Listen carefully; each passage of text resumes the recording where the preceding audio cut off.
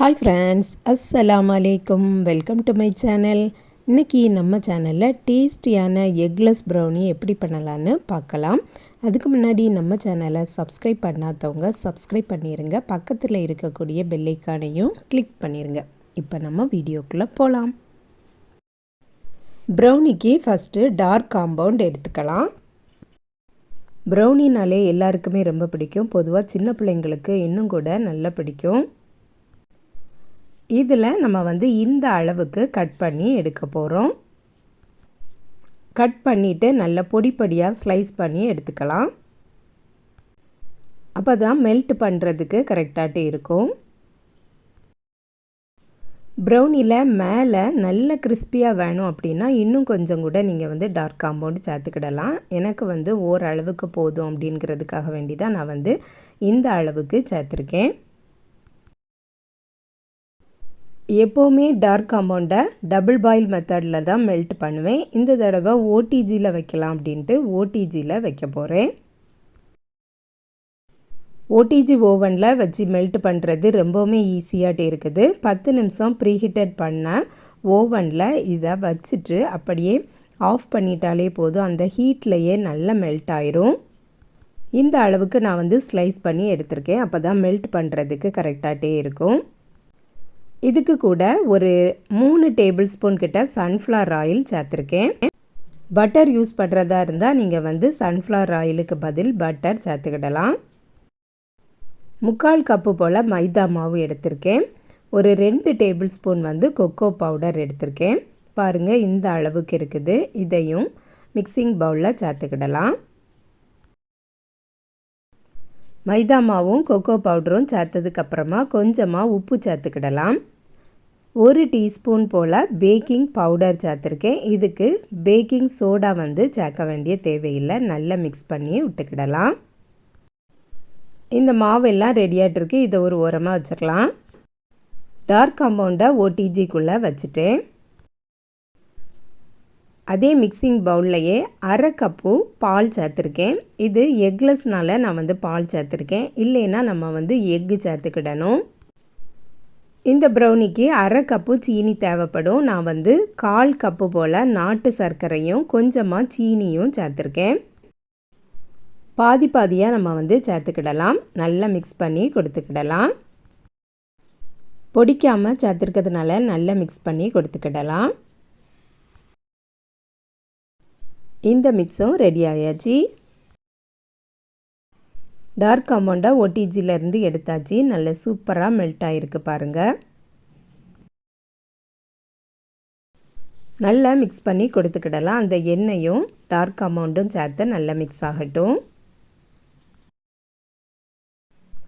எண்ணெய்க்கு பதில் பட்டரும் சேர்த்துக்கிடலாம். பட்டர் சேர்க்கும்போது இன்னும் கூட நல்ல டேஸ்டியாகவே இருக்கும்.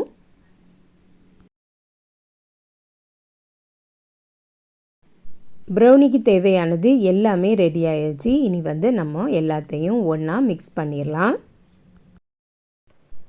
பால், நாட்டு சர்க்கரை, சீனி கலந்தது கூடவே இந்த டார்க் காம்பவுண்ட் மிக்ஸையும் சேர்த்துடலாம். இதில் நான் எந்த எசன்ஸுமே சேர்க்கலை. உங்களுக்கு விருப்பப்பட்டீங்கன்னா நீங்கள் வெனிலா எசன்ஸ் அது இல்லைன்னா சாக்லேட் எசன்ஸ் அது சேர்த்துக்கிடலாம். நல்லா மிக்ஸ் பண்ணினதுக்கு அப்புறமா தான் நம்ம மாவை சேர்க்கணும். இந்த ப்ரௌனிக்கு பீட்டர்லாம் தேவையில்லை. ஹேண்ட் விஸ்கை வச்சே நம்ம நல்லா பீட் பண்ணிக்கிடலாம்.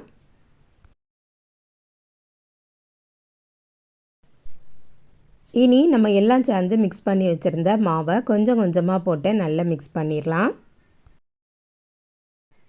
1/2 கப்பு பாலே போதும், கரெக்டாகிட்டே இருக்கும். இந்த ப்ரௌனிக்கு நம்ம கட் அண்ட் ஃபோல்டு மெத்தடில் தான் மிக்ஸ் பண்ணணும் அப்படின்னு இல்லை. இந்த மாதிரி மிக்ஸ் பண்ணினாலே போதும், சூப்பராகவே வரும். மாவை கொஞ்சம் கொஞ்சமாக சேர்த்துட்டு நல்லா மிக்ஸ் பண்ணி கொடுத்துக்கிடணும்.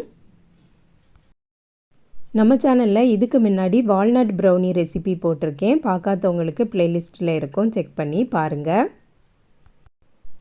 அதுவும் எக்லெஸ் ப்ரௌனி தான். அதில் நான் பாலுக்கு பதில் பட்டர் மில்க் சேர்த்துருக்கேன். இதில் பட்டர் மில்க் சேர்க்காமல் பால் வச்சு செய்திருக்கேன்.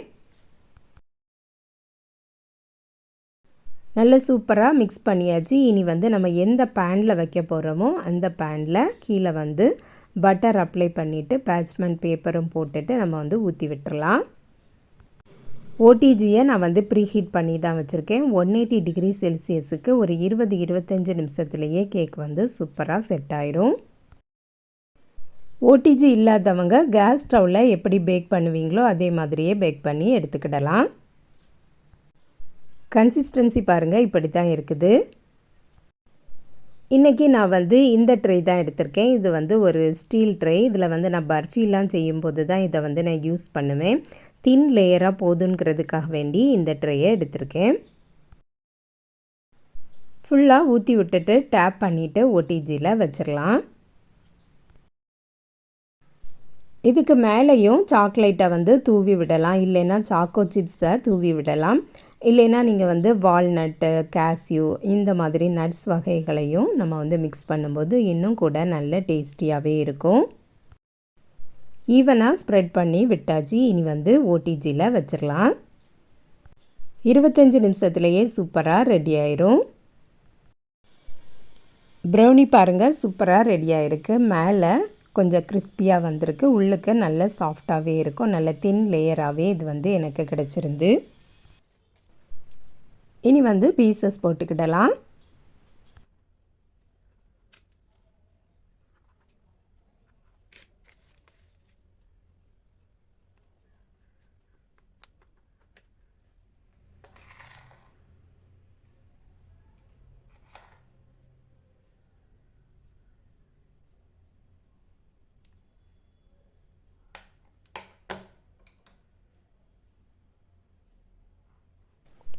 ஈஸியான முறையில் சிம்பிளாகவே நம்ம வந்து செய்துட்டோம். நல்ல டேஸ்டியான ப்ரௌனி இது. நீங்களும் ட்ரை பண்ணி பாருங்கள் ஃப்ரெண்ட்ஸ். இந்த வீடியோ பிடிச்சிருந்தா லைக் பண்ணுங்கள், ஷேர் பண்ணுங்கள். நம்ம சேனலை இது வரைக்கும் சப்ஸ்கிரைப் பண்ணலைன்னா சப்ஸ்கிரைப் பண்ணிடுங்க. நெக்ஸ்ட் வீடியோவில் வேறு ஒரு ரெசிப்பியில் சந்திக்கிறேன். அஸ்ஸலாமு அலைக்கும்.